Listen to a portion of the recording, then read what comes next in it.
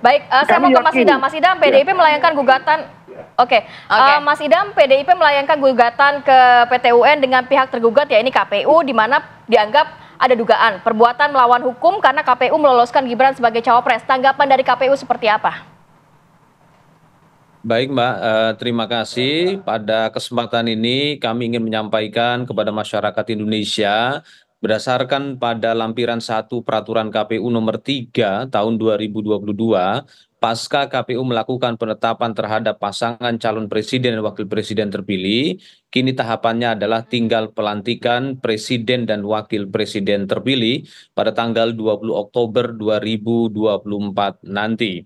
Mengapa tinggal 1 tahapan? Karena berdasarkan pada peraturan KPU nomor 6 tahun 2024, 3 hari paling lambat setelah Mahkamah Konstitusi membacakan putusan terhadap perkara PHPU Pilpres ya 2024, sebagaimana masyarakat Indonesia telah saksikan pembacaan putusannya pada tanggal 22 April 2024 yang lalu, maka KPU pada tanggal 24 April yang lalu telah menetapkan pasangan calon presiden dan wakil presiden terpilih. Nah, kenapa kami harus segera menetapkan itu? Karena memang ada peraturan KPU. Terus yang kedua, ada Undang-Undang Mahkamah Konstitusi yang dimana penjelasannya khususnya di pasal 10 ayat 1 Undang-Undang nomor 8 tahun 2011, putusan Mahkamah Konstitusi bersifat erga omnes sejak diucapkan.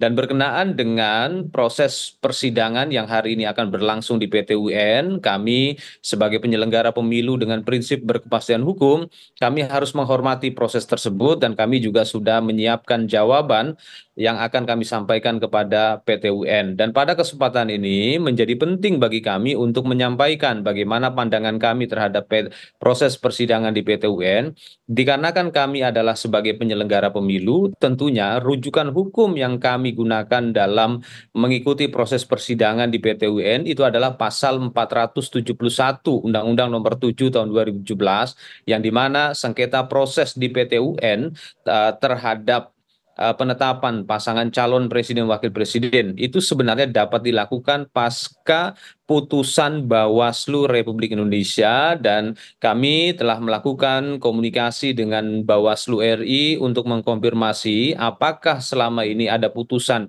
Bawaslu berkenaan dengan sengketa proses mengenai penetapan pasangan calon. Dari tim kampanye, Bawaslu menyampaikan kepada kami tidak ada putusan yang diterbitkan oleh Bawaslu mengenai sengketa proses penetapan pasangan calon presiden wakil presiden. Jadi dengan demikian kami juga baru mendapati kasus sengketa proses yang langsung melompat ke PT UN.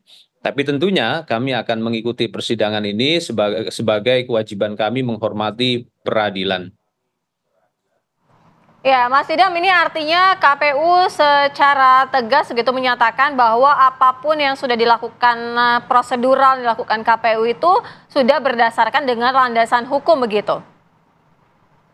Dalam pertimbangan hukum ya yang dibacakan oleh Majelis Hakim Mahkamah Konstitusi terhadap 2 putusan PHPU Pilpres pada tanggal 22 April 2024, Mahkamah Konstitusi mengapresiasi apa yang telah dilakukan oleh KPU, di mana Mahkamah berpendapat dalam pandangan hukumnya bahwa KPU telah melaksanakan prinsip jujur dan adil dengan menjamin kepastian hukum, kesempatan kepada warga negara untuk mengikuti kontestasi. Hal ini termaktub di dalam pertimbangan hukum 2 putusan Mahkamah Konstitusi. Karena memang dari sisi Undang-Undang Mahkamah Konstitusi sudah jelas ya, dan bahkan kalau jika kita membuka kembali Undang-Undang Dasar, putusan Mahkamah Konstitusi bersifat final dan mengikat, khususnya di pasal 24C ayat 1 Undang-Undang Dasar 1945. Jadi dengan demikian ya apa yang kami telah laksanakan ini sudah sesuai dengan undang-undang dan bahkan konstitusi, dan kita semua tahu bahwa demokrasi Indonesia adalah demokrasi konstitusional.